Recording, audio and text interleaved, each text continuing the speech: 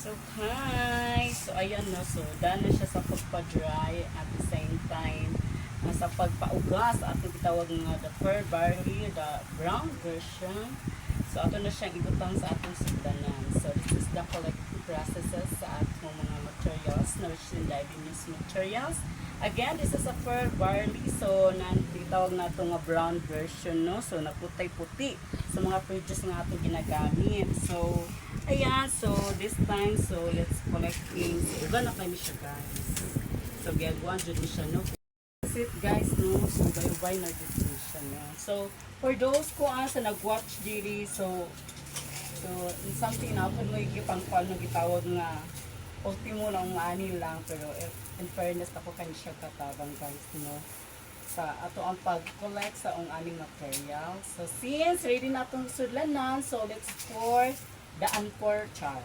Ato nagsulod kay kailangan mo kung sa safety na sudlanan para ganito na natin siya po. So, mura po siya gumay, guys, no? Mga sunflower. So, with my backup, yes na lang kay Ginoo ko. So, ayan. So, work it sa mahulaan. Kaya dakan pa kayo sa makuan. So, ubay-ubay na dito.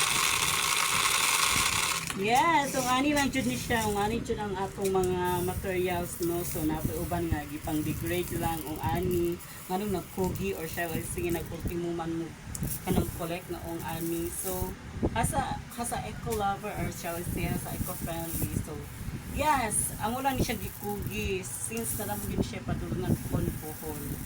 Yes, kuti, and of course kung paano ba ni siya long last. So for us, long last din ni siya, guys, kay with the help of our Mother Earth, why not, no? So ni-undergo ni siya mga process kaya po at the same time para ma-preserve ni siya nga materials. So, ginoo ko mo dito tagapalit po rin kumay, no? Kay with the help of our yes!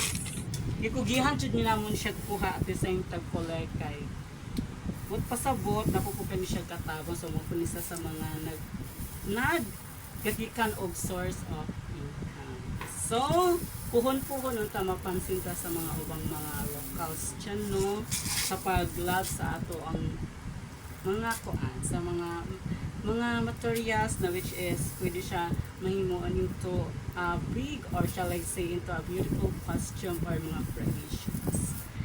So, that's it, guys, no? So, wala na siyang kadaghan, no? So since dako mo gud ang suglanan, so of course kulang pa din siya. So ayan, this is the collecting processes from your Ganas Diseños, from your eco lover, from your eco-friendly collecting processes of pearl barley. It's the brown version, of course napot the white version. That's it, guys, no? So muna ni siya ang kadaghan sa atong gitawag na katigbi or the pearl barley. So usually or kuan kasagaran jud gamay pa jud ni siya. So ato pa siyang dungagan puhon-puhon kay di dali ang pagkuha sa ani nga kuan, especially rare kani siya nga materials na which is the fur barley. This is the brown version, so naputay white version ani. So that's it, guys. This is your Naval RC from your Ganas Diseños, a collecting processes of our eco and friendly materials. So that's it. This is your Naval RC. Bye for now. There's no useless things in creative minds. Bye! This is your Naval RC, your eco queen from Ganas Diseños. Bye!